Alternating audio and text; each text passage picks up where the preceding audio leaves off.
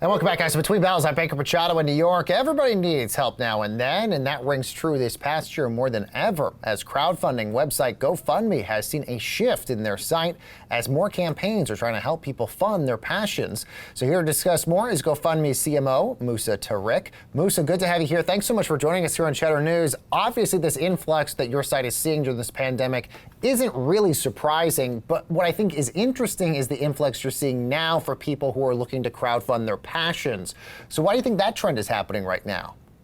Yeah, hi, thank you. We definitely saw an influx of fundraisers to help people through the toughest times of the pandemic.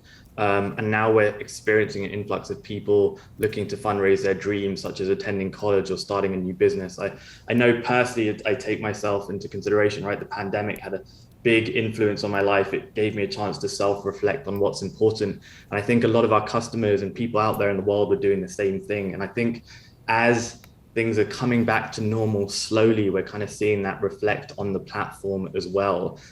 People looking to fund small businesses, creating and launching passion projects, starting a non-profit or community-focused organizations, as well as investing in higher education. We're seeing a lot of that. And I've got great examples. Isis Cantrell, who's a first-generation low-income student from Georgia, admitted into Bernard College of Columbia. She'd been dying to go there, dream college, and just wasn't able to. Her parents were really struggling through COVID. She had been working since 16, and she put a call out there, and it's been amazing to see the response that she's got back.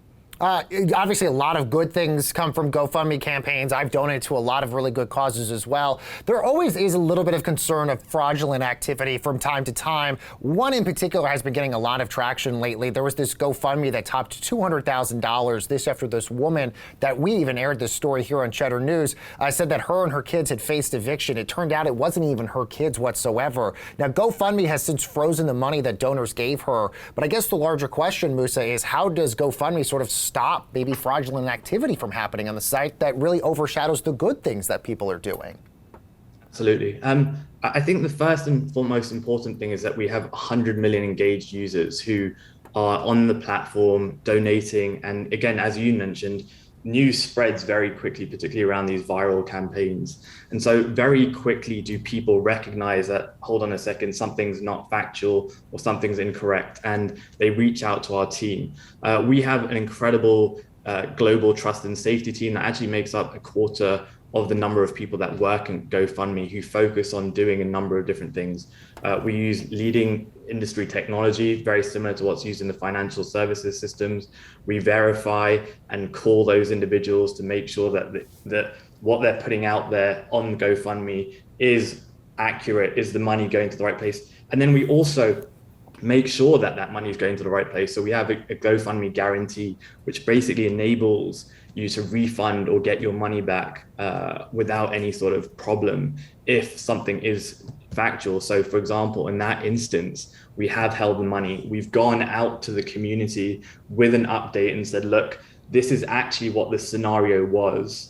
And if you would like a refund, we will give you a refund and we'll hold that money for another 14 days. And in that instance, actually, we are seeing a few people ask for refunds, but genuinely most people feel for her story, understand that she's in a situation, she does look after those kids, and the system and trust amongst people is working well. It's interesting also, social media campaigns also are out there. People are using Twitter, TikTok, all that stuff to sort of crowdfund their own sort of platforms here. How do you guys at GoFundMe sort of not basically be the middleman in this situation? How do you kind of be able to take sort of the high end on this? Sorry, I'm not quite sure on what you mean. So basically we see a lot of people using TikTok, Instagram, all that stuff to share their stories and crowdfund directly. So how do you guys try to be more than just the middleman for these people?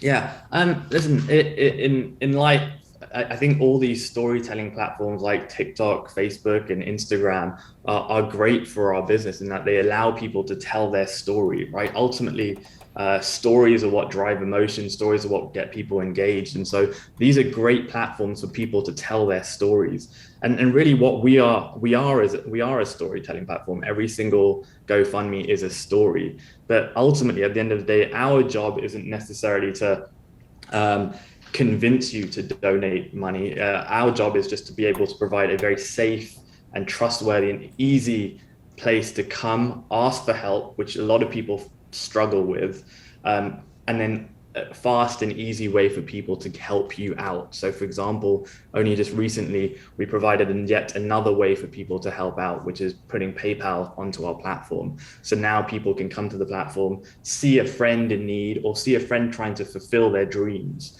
and donate to their cause, which I think is very reflective of what's happening in humanity right now. Is our capacity for empathy has grown, our desire to help people out, our desire to help our friends fulfill their needs and dreams. And so, Musa, while I have about a minute or so left with you guys, the world seems to be now what's in this great resignation period right now, basically the influx of employees who are leaving their jobs voluntarily right now. What sort of new campaigns are you guys seeing right now on the platform? And is this great resignation what you're attributing growth right now for this company? Not necessarily. Not necessarily. I think, according to U.S. Census, the people starting new businesses is up by 38% compared to the year before the pandemic. I do think that people during crisis reflect on their values, reflect on what is important to them, and therefore act as a result. And GoFundMe has become a trusted platform. We've had over 200 million donations made since 2010. And so it's become a trusted name. And a donation is actually made every second. So it's become a great place to raise money. But more importantly, as you mentioned, the narrative has changed, and we're seeing the reflection of people going, hey, I want to start a new business. Hey, I want to do something good for my community. I want to go to school.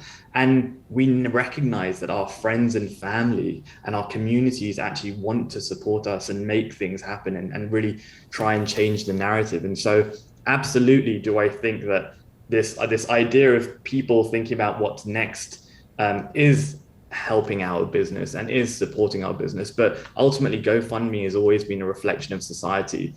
We help society with its needs or dreams. And as the switch from pandemic to optimism starts happening, we'll see that reflection on our platform too. All right, GoFundMe CMO Musa Tariq. Musa, great to have you here. Thanks so much for joining us.